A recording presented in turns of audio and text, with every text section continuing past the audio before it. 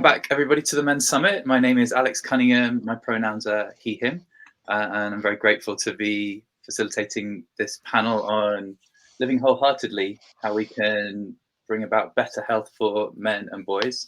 And as usual, Dylan and Meenakshi and the team have brought together a great panel of people with experiences from various different parts of everyone's experience. We have Southern Asia, and we have the Black community represented, the world of sport, and the working world of law, among other things that we might be touching on as we go through this session today.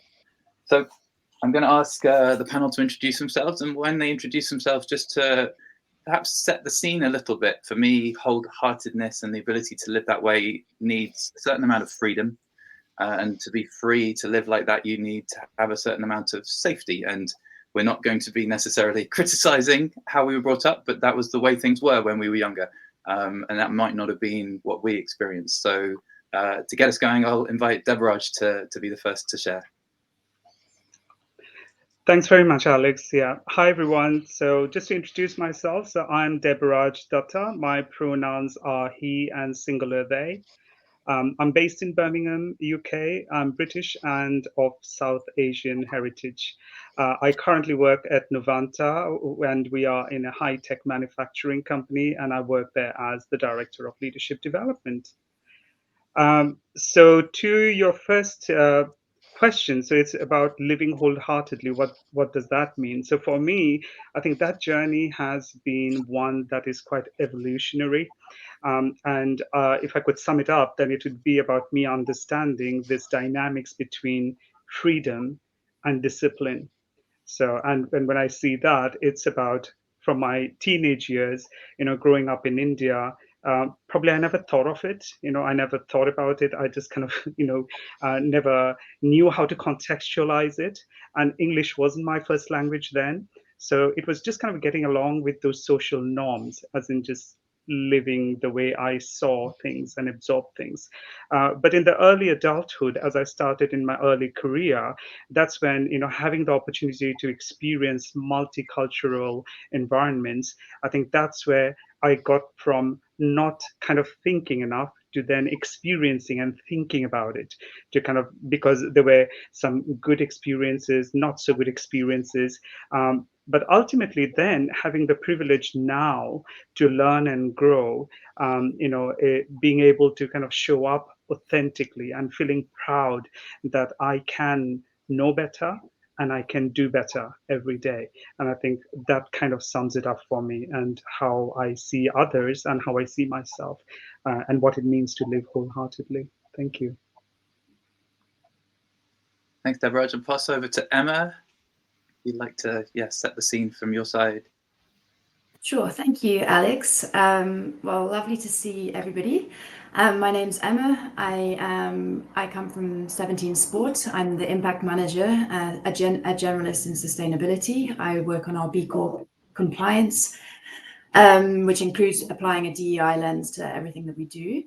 I'm also the project lead for Go Green Africa, where we're trying to accelerate Africa's transition to a green economy in a just and inclusive way. So that also requires a DEI lens. I am very grateful to be here. I'm here in the space as an ally. I identify as a woman. My pronouns are she, her. But as with most people, there are lots of men and boys in my life, and those who identify as different genders. So for me, why I care about this is because I fundamentally believe that rigid stereotypes harm all of us. This manifests in many different ways, from the everyday in terms of the sports you practice. As a child, boys played this sport, girls played this sport. That was my experience.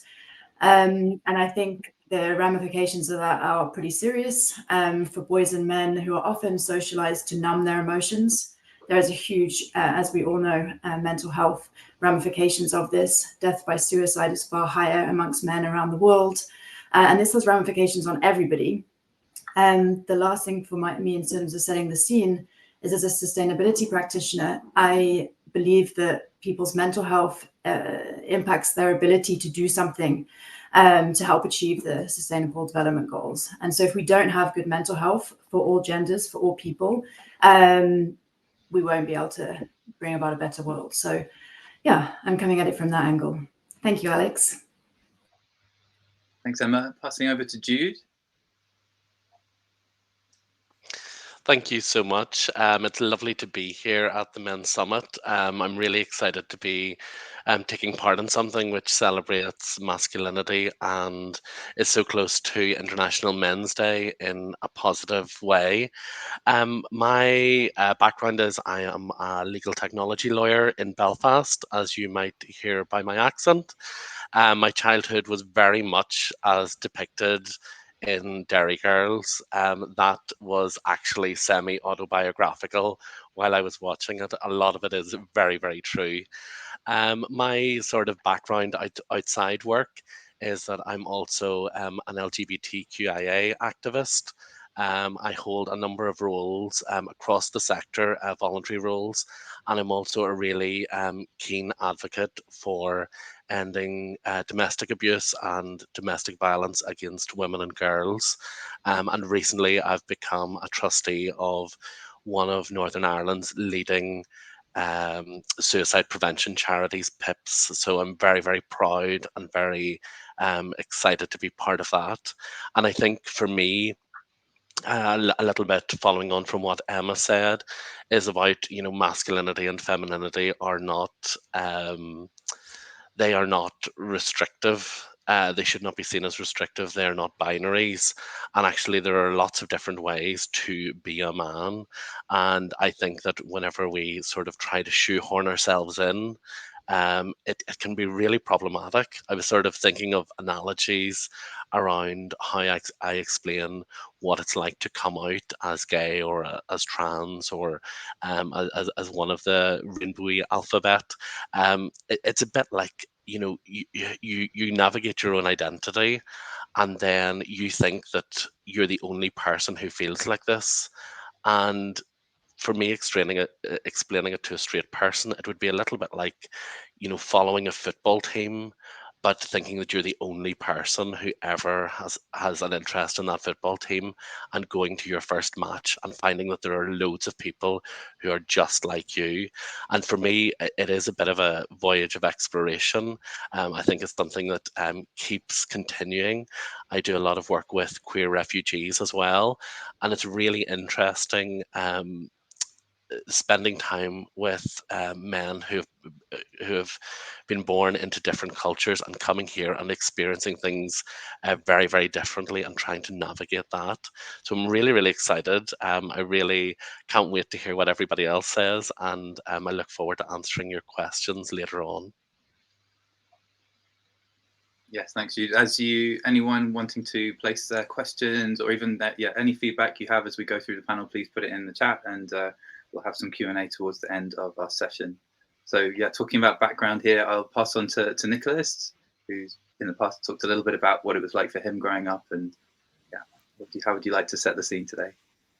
Hello, good afternoon. My name is Nicholas Delassie Zigby. I'm based here in West London. I was born and raised in London.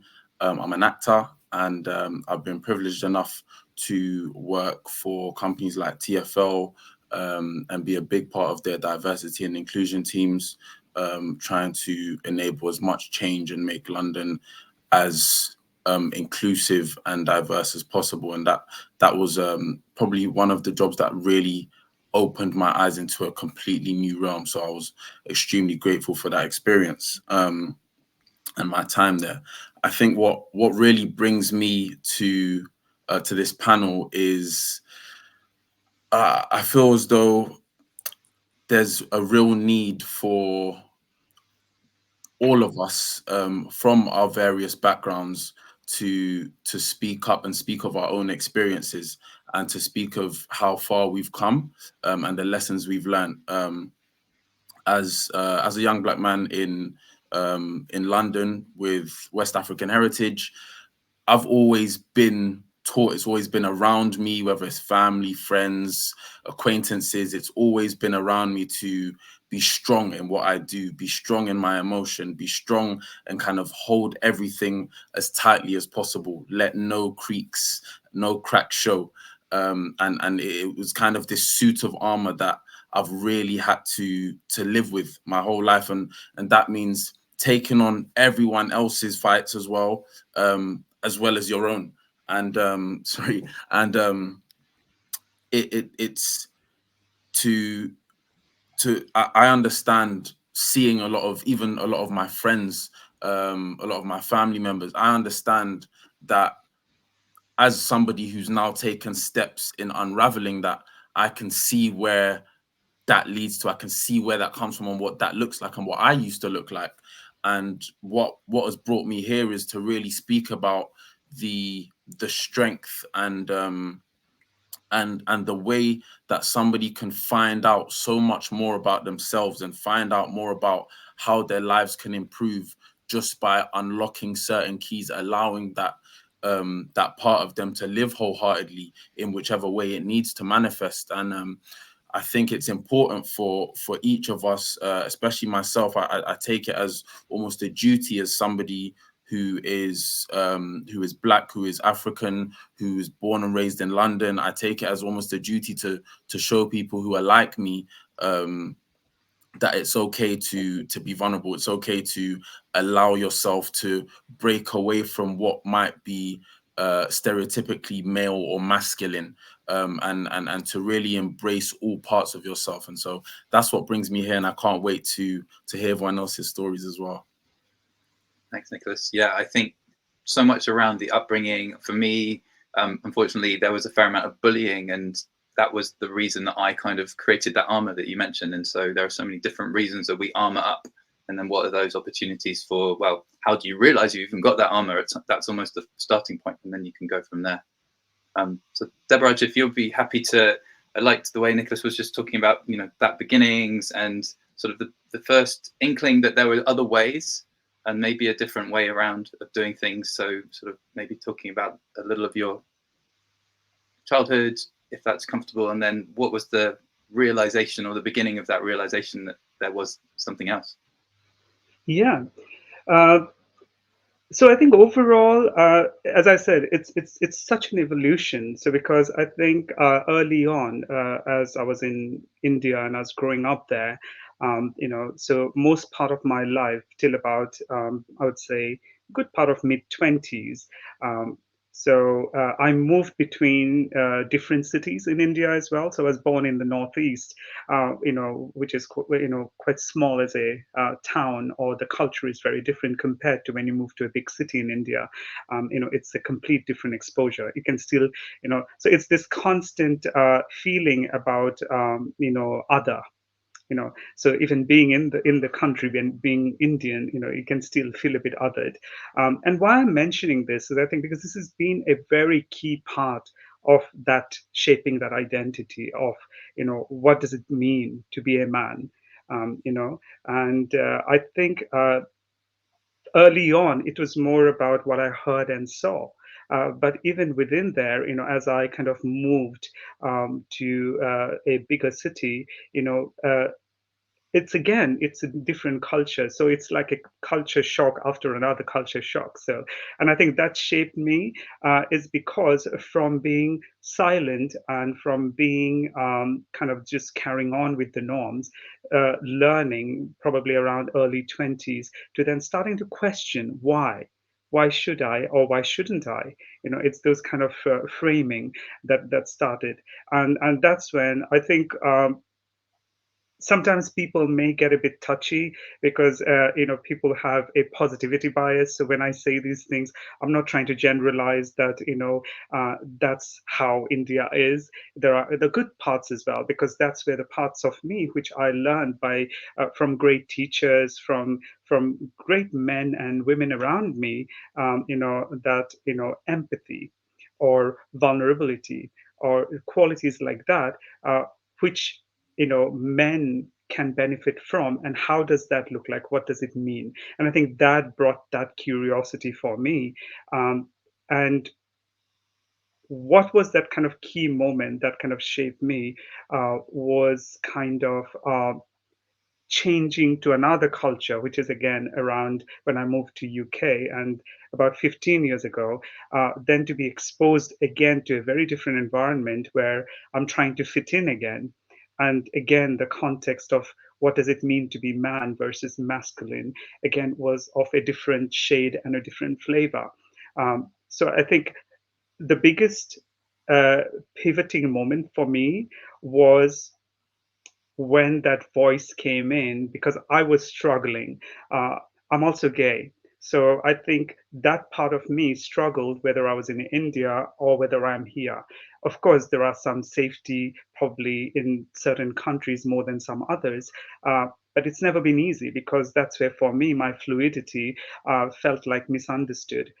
So for me, I think the moment when something changed about 15 years ago, and it was in a workplace, due to some comments made by two of the managers in that workplace, is where it gave me that voice of when is something enough, and why am I considering others' opinion and views more than my own mental health, or than my. So basically, that pivoted me from thinking I was not sure I was loving myself, I was being kind to myself, or I was even thinking about my own mental health. It was more about others. So I think for me, that shaped my that exploration, that intentional self-exploration, to think about how can I reinvent my own mindset, my own actions, because I need to learn to love me.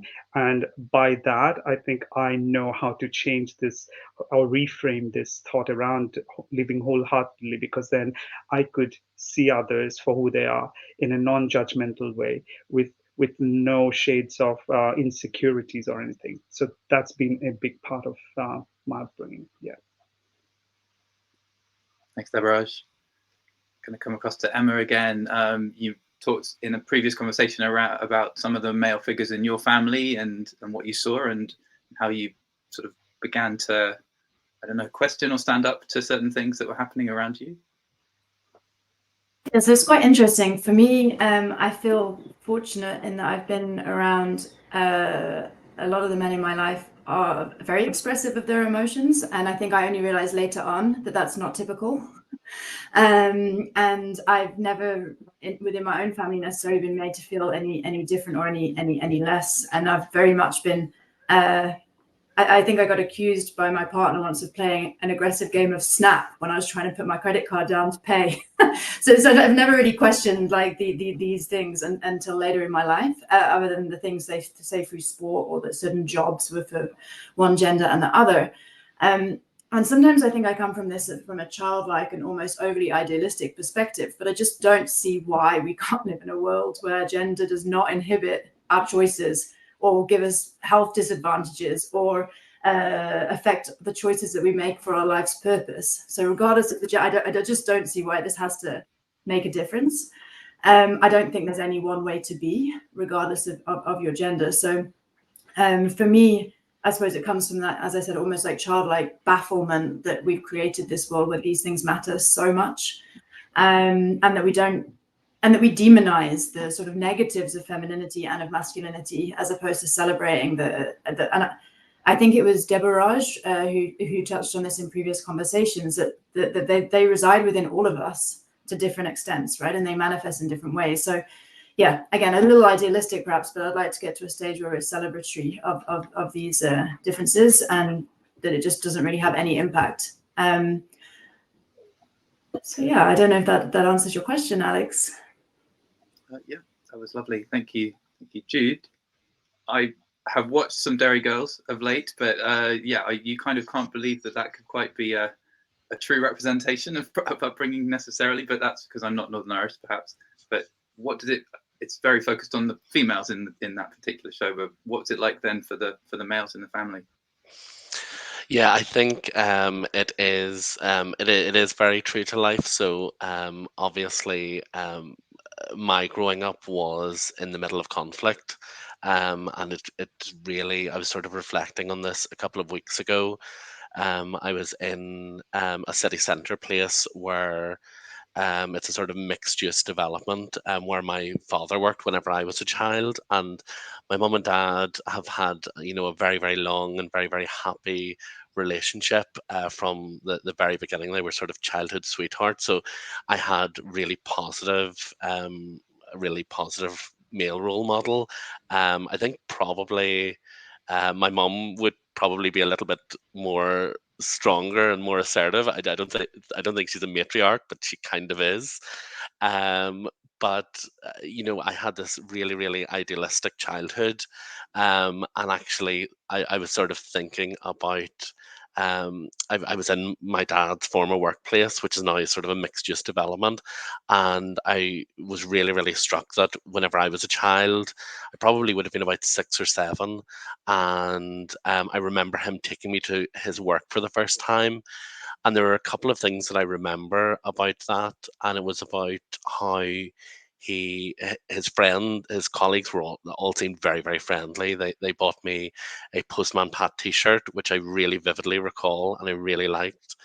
And then the second part of it was that he had actually told me that what happens if you hear a particular announcement, and the announcement was about a cleaner going to the basement, and that would be a completely neutral thing in most other cultures and in most other cities, but that was the code for the place had like a credible bomb threat. So that was a really, really very early vivid memory of my dad taking care of me, and it was really funny because he sort of said it in a funny way. Now obviously he was telling me that, if you hear this you need to leave right away, um but it's just like I had like a really perfect childhood, very, very straightforward, very, very binary. The culture, conflict of culture in Northern Ireland meant that there was a focus on that rather than everything else. And throughout the peace process, it was really, it really was the women who were the catalysts for change in Northern Ireland. I have really vivid memories of watching the former Secretary of State Mo Mowlam coming in, and an English woman who the Sun newspaper said that she had all the grace of a Geordie trucker, but she actually brought peace to this place, and it was in the face of toxic masculinity. It was these really, really entrenched masculine beliefs. All of the political leaders were male, but whenever a woman came in, and I'm not saying that it's just because a woman, um, it was just a different approach. And I think that for me, that sort of was like a moment of actually, not everything has to be about straight white men. And sort of growing up, there wasn't any visibility of queer people in Northern Ireland. All of the rights for queer people in Northern Ireland have been brought about. I think, with one exception, all of them have been brought about through litigation. So through individuals, groups of individuals taking action. So I'm just surrounded by lots of really, really powerful and positive male role models. And I think one of my aha moments was, my first ever legal job. I wasn't qualified at that point, but I remember lifting a case of it was at that point all of the files had different colors depending on the practice area, and I remember lifting a few files, and they were, I think they were like pale pink or purple, but these were domestic violence cases, and that was so different to what my childhood was. And I recall thinking, oh, this must be really, really rare. And throughout my experience since, it's very, very common, and it's just very, very problematic. And you see the worst parts of not necessarily masculinity, but of really restrictive upbringings where people aren't allowed to be themselves. And I do a lot of community work, and I see people really, really struggling with their identity, and people in their 20s right up to people in their 70s and 80s, and it's very, very difficult to actually see see the positives of masculinity sometimes, but actually, there is a strength in vulnerability, and there is a strength, sometimes that is your superpower. So whenever I do talk about things that have happened to me, it's because I'm not really scared of it anymore. And any sort of criticism or homophobia or things like that, there is really nothing that anybody can say to me that is worse than things that I have said to myself when I was coming out. So whenever you sort of embrace that fear and move beyond that, I think it's actually quite infectious. I get a lot of people, telling me very, very personal things about themselves, things from child being the father of um, a stillborn child, for example. I have a number of people who will talk to me about that who wouldn't talk to a lot of their other friends. And I think it's whenever you're vulnerable as a male, and you actually share that you have flaws and share that you've been through a lot of difficult things. It can be quite inspirational. The Azim, who was on before us, was just an incredible, um, just very, very strong in the face of a horrendous number of different hardships in his life. Just really, really inspirational. So I think I've rambled a lot enough for this question. Thanks, Jude. Yeah, that's great. I'd like to bring in Nicholas, because there was certainly a sense of I wouldn't call it, just a strict, but also trying to get the right words here, but sort of, not having a lot of space perhaps for in terms of what you're able to do as a young man, and what were your beginnings of breaking the mold, if you like that phrase. Yeah, I think it's really important to note what Emma said, which was I think which was actually also part of what Deborah said, which was we're all on this spectrum of masculinity and femininity. We hold traits of both, and I think for a lot of people, for a lot of men in particular, they never either feel like they're allowed the chance or are given the chance to find where they genuinely are.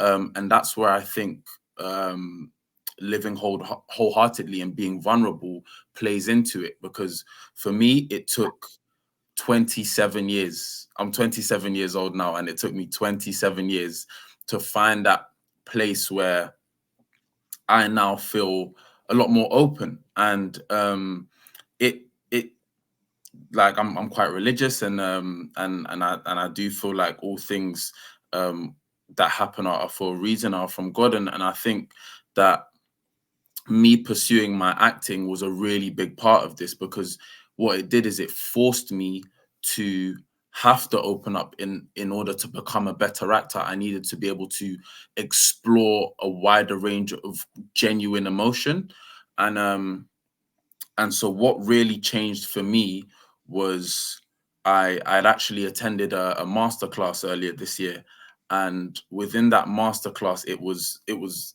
advertised as like life coaching meets acting, and it was like 90% life coaching. And I was in a room for 4 days from 9 a.m. to 6 p.m. with 30 strangers, and we all had to do different exercises and activities that would make us 10 times more vulnerable. And if you were open enough to allow yourself to be brave and kind of let go in this room of everyone else who was letting go, then the things that you'd find were incredible. And for me, that was really what was transformational, because I went in there not knowing what to expect, and I came out somebody who absolutely saw the strength and power in being open and vulnerable with those who I feel have given me the platform to do so. To be able to come out of that, I've found a level that I now try to kind of subtly help people with, especially people around me that I know have been kind of molded into what I previously was, just because of how we grew up, where we were, and our surroundings culturally. It's I try to subtly help them to kind of break away from that, because I've seen just how powerful it is. And to be honest, being able to be in a position where I really look at myself and I'm open to myself and vulnerable with myself first and foremost is where it all starts, in my opinion. Being honest, open, and vulnerable with yourself allows you to then be honest, open, and vulnerable with those around you. And to do that, I think there's so much power in that, because you're able to just conduct yourself in a whole different way. You see world, you see life in a whole different way. And I think these are the kind of things that are, for me personally, are integral for good leadership. Because if you have a leader that is just kind of let's say it's a male and he's super regimented, you've never seen them kind of break, or you've never seen them be vulnerable, you look at them as someone strong, yes, but you look at them as a robot, as now a lot of people who can't relate to this person, so they find it difficult to be led by this person. Whereas if you are able to be led by somebody who can still be strong, but is also very personable, very open, honest, vulnerable, to let you know that they are not perfect, they are as brave as you are, because they want to show you that they can be vulnerable. They want to show you that life is not perfect and has not been perfect for them, and that they have been through things too. For me, is so much more powerful, and that's somebody that I feel a lot more people can be led by. I think it's so strong, and it's so that I could go on about vulnerability for absolute hours, because I find it just such a strong thing. And I've tried to one thing I've tried to do is help incorporate it in my younger brother's life, because my younger brother lives in Ghana, and so he lives a completely different life to me. He's socialized in a completely different way, and so when I speak to him, there's things I'll ask him, there's things I'll say to him, just to get him to slowly open up. And also, I want to lead by example, so I share a lot with him that a year ago I'd be scared to do, I'd be nervous to do, I'd be scared of being like, oh no, if I share X, Y, or Z with my younger brother, he might think I'm weak, or he might not see me as a strong big brother anymore. But it's done the complete opposite, because he now knows I am human, and he now knows just how much that level of vulnerability has even bonded us. And now he understands that there's that safe space there for him to come and do that to me too. And honestly, what it does is it builds so much stronger relationships than you could imagine. It's unbelievable. Being able to allow yourself to just be open, to be wholehearted with yourself and those around you, brings it brings so many people closer. People look at you and see you differently. There's a ray of sunshine that I believe is really just beaming off somebody who is just allows themselves to be themselves wholeheartedly. And I think being vulnerable is a massive part of that. A big example is I was out a few weeks ago with a longtime friend of mine, and this person has been my next door neighbor since I was 8 years old. And we, not once, I don't think, had we ever shown an ounce of vulnerability to one another. And we were out at a restaurant just having a good chat, and I was talking to him about some of the stuff I'd done in the masterclass and some of the exercises that really took me to the depths of my own vulnerability. And it was reducing me to tears. And there was a moment where I felt it kind of come into my eyes, and I was like, oh, I might go here, and I'm in front of my boy. How's this gonna look? And then the other part of me was like, but how did I feel when I actually let go that time in the masterclass? When I let go ever since, what did it feel like? It felt freeing. It felt just so peaceful. And so I said, I'm not gonna hold back. I'm just gonna continue being me, being myself. And what that led to was this really beautiful moment where we had the discussion on it. I just let the tears flow, and we had a great discussion. And he got up and he was like, bro, just give me a hug, man.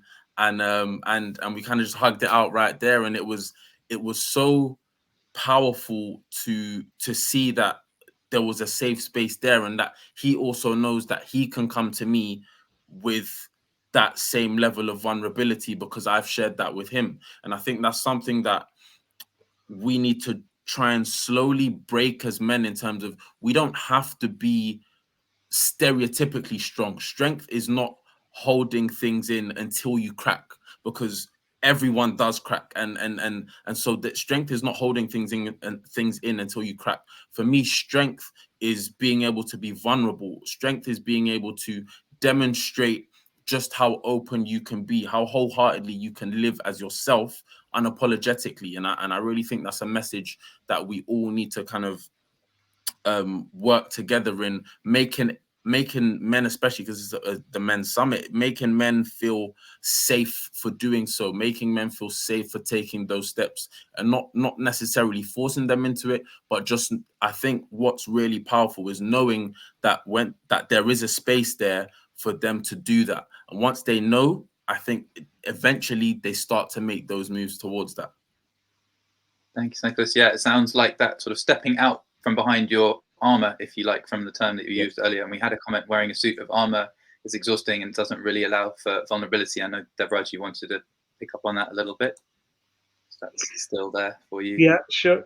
Yeah, thank you for that, Alex. Yeah, first of all, love Nicholas's story and the details, and this topic about vulnerability. So I have to say, the biggest aha moments that I had are from scholars, and are also from my role models when I see them write, when I read what they write, and when I see them speak.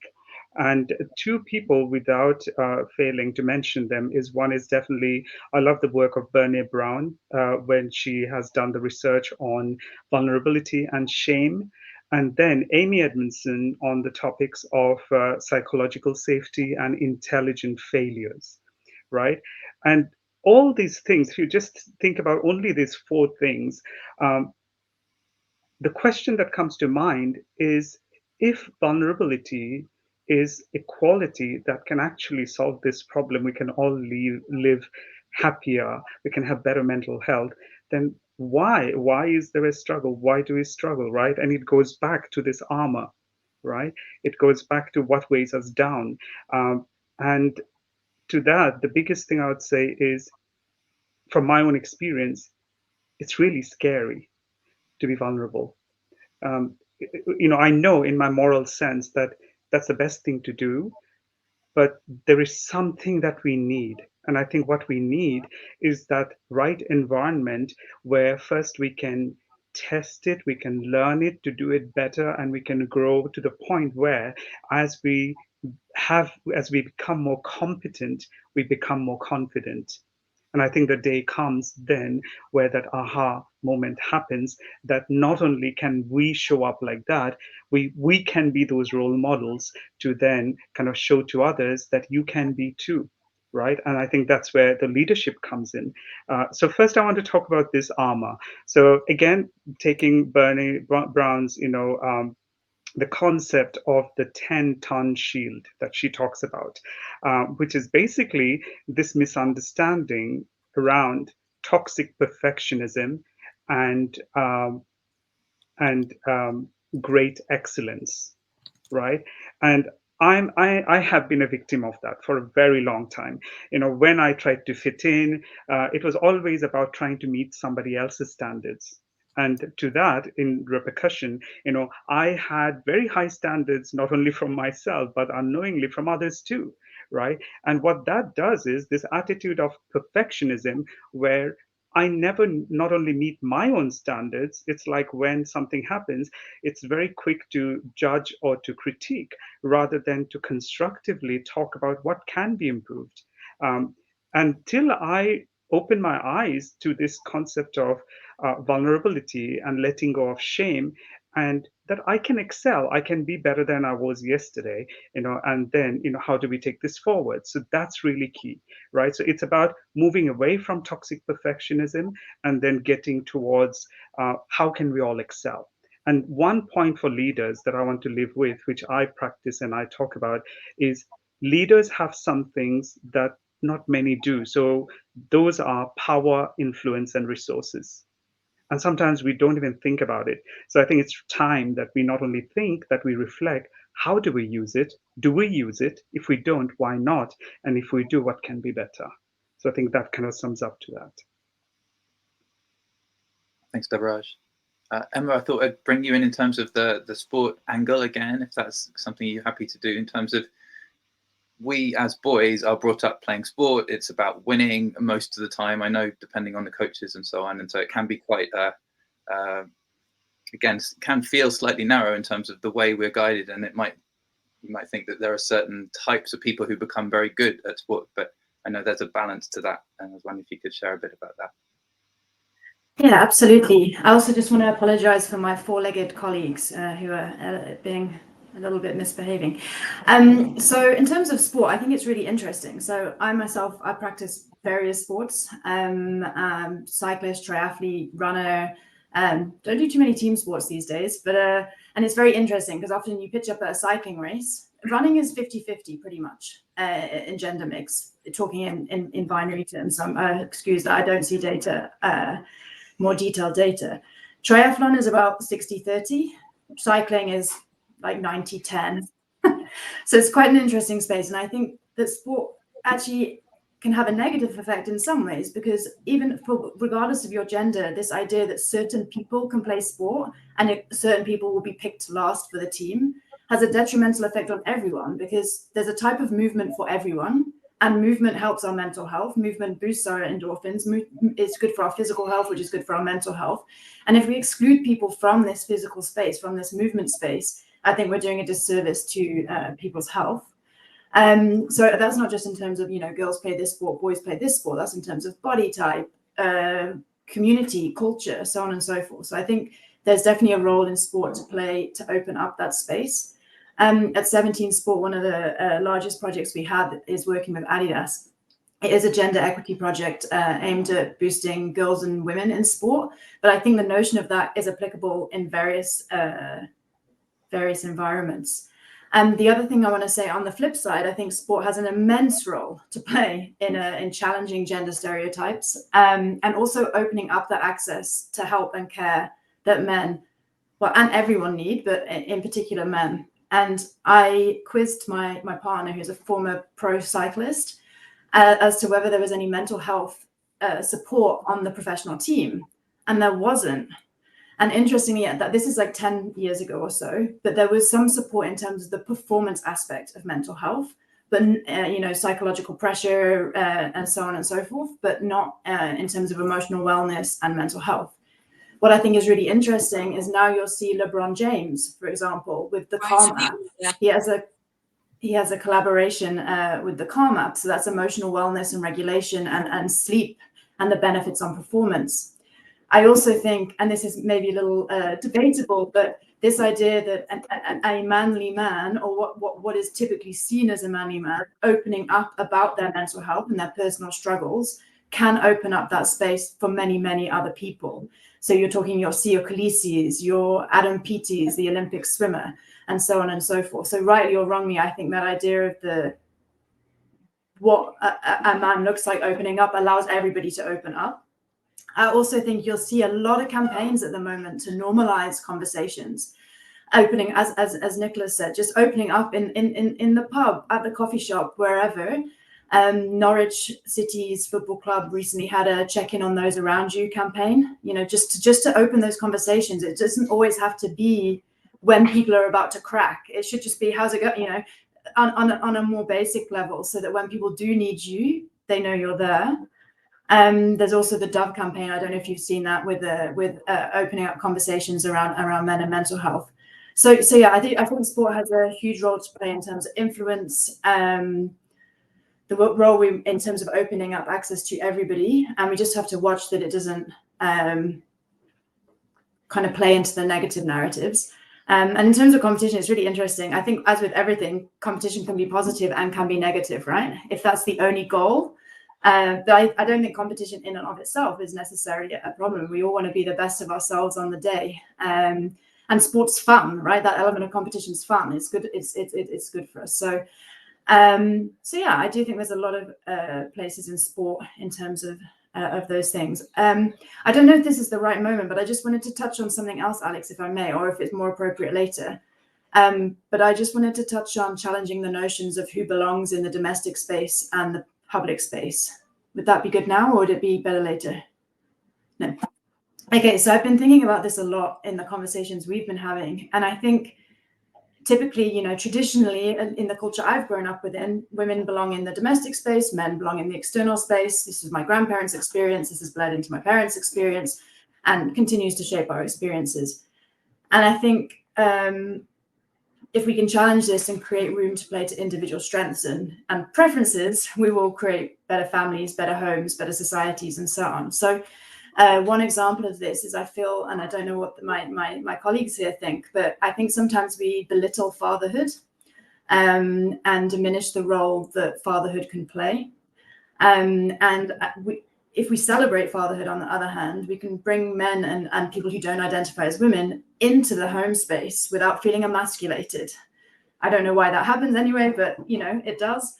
And normalizing paternity leave, for example, because I've read studies recently that researchers shows that this improves the father-child bond or the parental-child bond.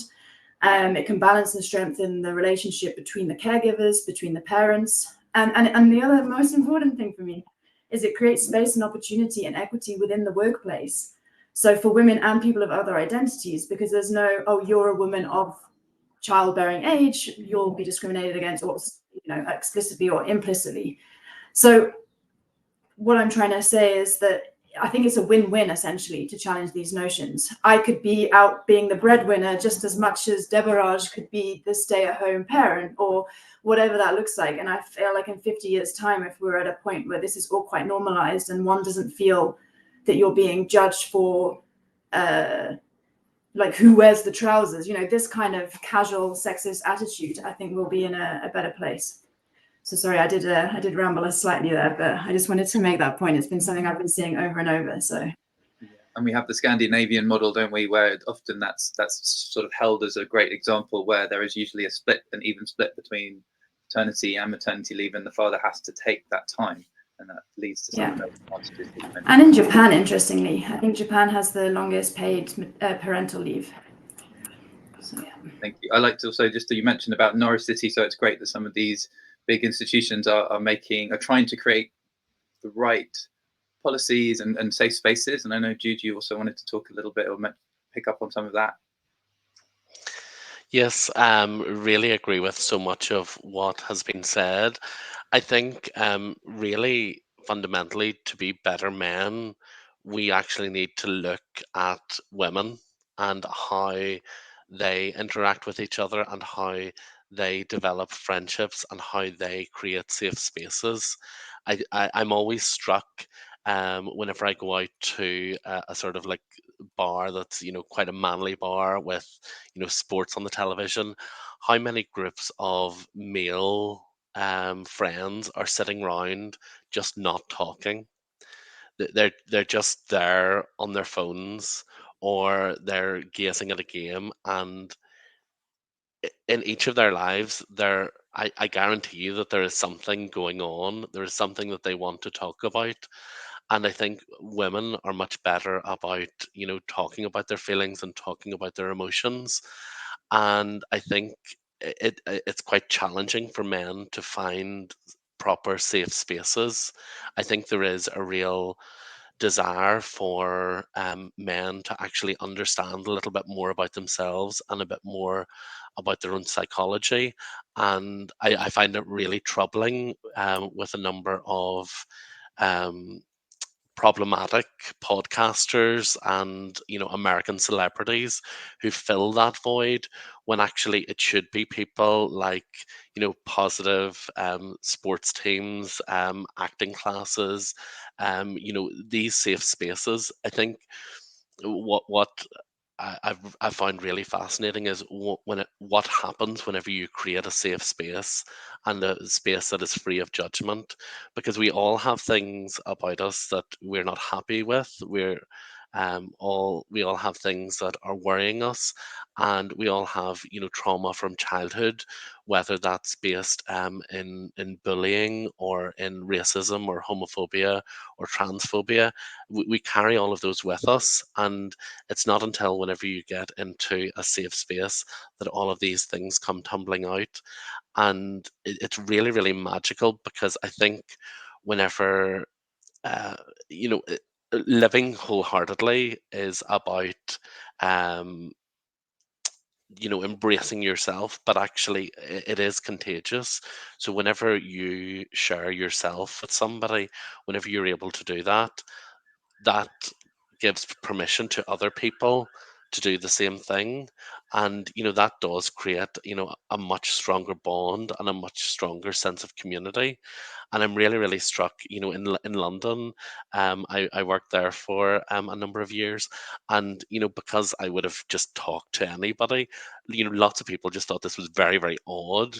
But I ended up with some really, really good friends because I interacted with them in a way that was very natural to me, and I was just myself. So I've ended up with a lot of really, really good friendships. And I think one of the most special places that I find is the waiting room in the charity that I'm on the board of. It's for people who are either at risk of suicide or whose lives have been touched by suicide in some way. And I'm always struck by the strength that it takes to get into that room. Like, I know counseling happens after that, once they're in the room, but actually that's the biggest step, and that's people coming from a place of darkness and of sadness and fear and anxiety about the future, and actually just a little bit of hope. And I just find that so empowering. And I think, a safe space can be anything. It can be a sports team, or it's Trans Awareness Week this week. And, I'm going to a yarn crafting class because I think that'd be quite nice. And it's in a venue that I haven't been to before. So it's about, finding your own safe space where you're able to talk, whether that's with an actual counselor or with that's a really, really nice supportive team of people of any type.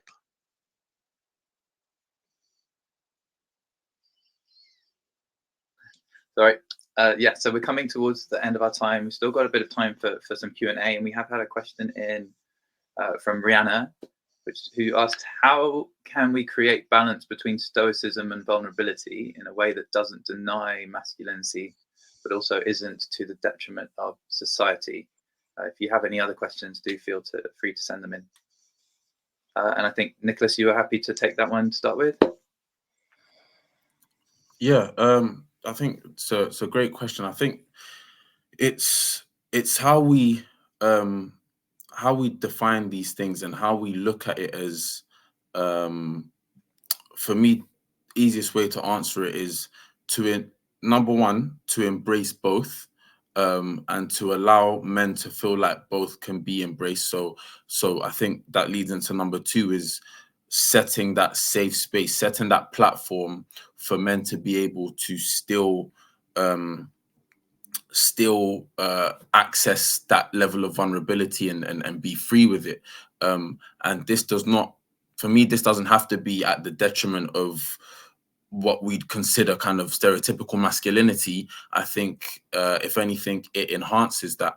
And it's all about just being able to give men that space to just be themselves. I think men who are maybe have a lot more what we'd consider like kind of general masculine traits, or who lean into their masculinity more than their femininity, I think they will still be those types of men.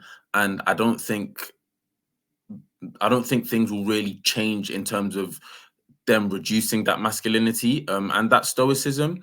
But I do think being able to access that vulnerability can actually be a strength in adding to that level of stoicism and masculinity, because you then have somebody who's able to deal with all kind of emotion, someone who's able to be open with how they're feeling. That for me leads to more honesty. That for me leads to just more more vulnerability, more willingness to help and provide platforms for others to do the same. And so I think it's very much possible for men to keep that masculinity, that stoicism with them, but it's all about being able to help them embrace that other part, that other side of them that may be locked away. Because as somebody who may have held on to that side of me to my detriment, I kind of firsthand can say that yes, we can be strong and we can have that masculinity and stoicism, but if we don't have that space, the majority of the time there is going to be a burst, and there is going to be a moment where that man does break down, because it's just it's you're stuffing too many things into the mind, into the body, into the soul, and not allowing anything to come out can just lead to somebody kind of overdoing it.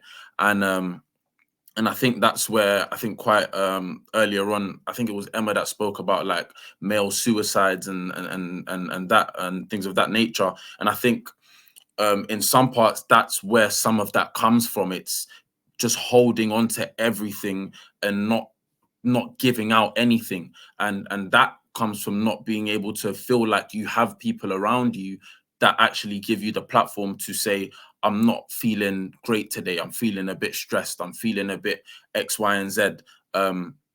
Because things just as small as that can change someone's day in an instant.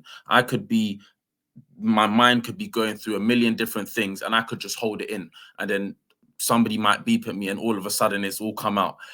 As opposed to at the beginning of the day or during the day, if I knew that I had someone there who has just checked in and how are you feeling, and instead of me saying my kind of default answer, which is I'm good, everything's fine, if I'm more expressive and I'm like, I'm feeling not so great today, just a lot on my mind, and I feel that platform there, and somebody says it's okay, you're allowed to feel like that, that's fine. That sense of relief now has let me let go of what I've let go of, and I can now continue out in the world knowing that I've let go to some extent, which actually helps me to absorb more in the long run.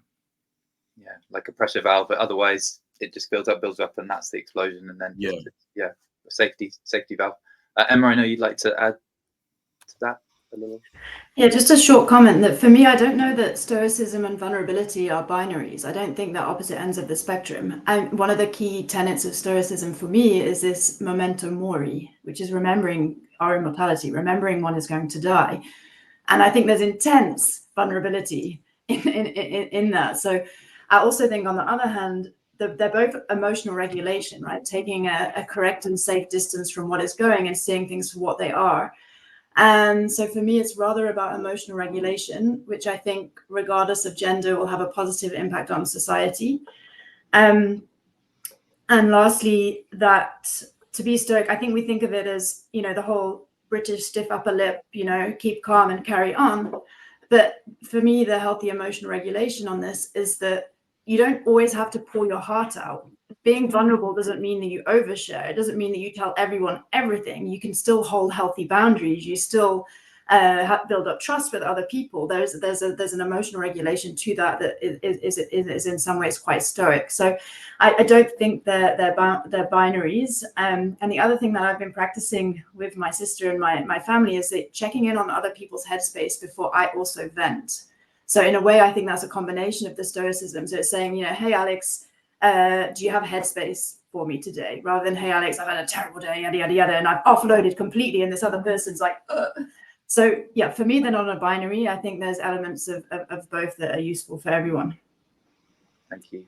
So as we wrap up, I know we've all had a bit of a think about if there was one thing that those people watching today could do over the coming week, and I don't expect you to do all 5 of these, but we're going to offer some ideas for one thing you could do that would begin to create a safe space for someone in your life, or for a group of men in your life, to be that little bit more wholehearted, to be a little bit more vulnerable, to open up in some way.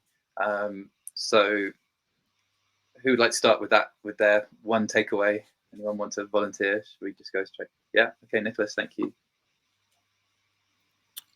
Yeah, I'll be very brief. I think one takeaway would be for everyone to identify the most important men in their lives, first and foremost, and ask themselves if they feel that those men feel that that person is a safe space. If you are a safe space for those men in your life, and if not, why not? And I think it's really, really key to think about that. And then if you don't feel like that person, like you are a safe space for for the most important men in your life, then I think it's key to start delving into that and trying to become that safe space for them. It can start with the smallest thing. You don't have to ask somebody like, tell me about your deepest, darkest secrets or anything like that. Small check-ins and stuff like that slowly helps build that level of vulnerability. Awesome, thank you. So yeah, I can go next. So I want to share this quote by Alok Menon, and they say, "We want a world where boys can feel, girls can lead, and everyone can not only exist but thrive."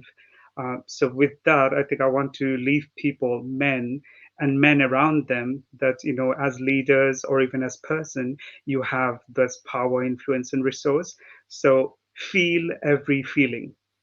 No feeling is good or bad. Just feel every feeling. Find a language to express that, which may be uncomfortable at start, but find that. Keep going through it. Get help if needed, and then finally keep feeling safe more and more. And as you do that for yourself, and I think you will resonate that with other men around you. So feel every feeling is what I'd say. Thanks, Deborah. Do you want to go next? Yes, happy to. I think really, really simple. Have a slightly uncomfortable conversation. Share a little bit more than you would normally share. So just feel slightly uncomfortable with somebody that you trust. And, following on from what everybody else has said, whenever you actually talk about your emotions and talk about your experiences and your vulnerability, you are saying to that person that you trust them, and that is how you build a stronger bond, and it gives the other person permission to do the same thing. So just a slightly awkward conversation, and I try to sort of think about like what my mum would do. She was like, no, just say it, like, are you really fine? How are you? I'm fine. I get like the worst cross examinations in my legal career have been from my mother. Are you really fine? Like, are you fine or are you fine? And that is where personal growth happens, just outside your comfort zone, not huge degree outside it, just a little bit more than you would normally share. I think that would be my one takeaway. It's really achievable. You can all do it today without much thought. Thanks, Jude. Emma? Yeah, I just want to do a very quick call to action, and that's to hold space for men to express, well, men and everyone, but particularly men in the scope of this conversation, to explore vulnerability and not be complicit in perpetuating these gender stereotypes that hurt all of us. And I was thinking what this looks like in a very simple way. It's just keep your ears open to the sort of casual, sexist, misogynistic, homophobic comments that fly around. So the next time you hear someone say, boys don't cry, or pull your socks up, don't be a sissy, real men don't do, then first of all, notice it. Perhaps next time, feel comfortable gently countering it. The third time, replace it, challenge it. So yeah, that would be my call to action. Just start simple, keep your ears open for these casual phrases.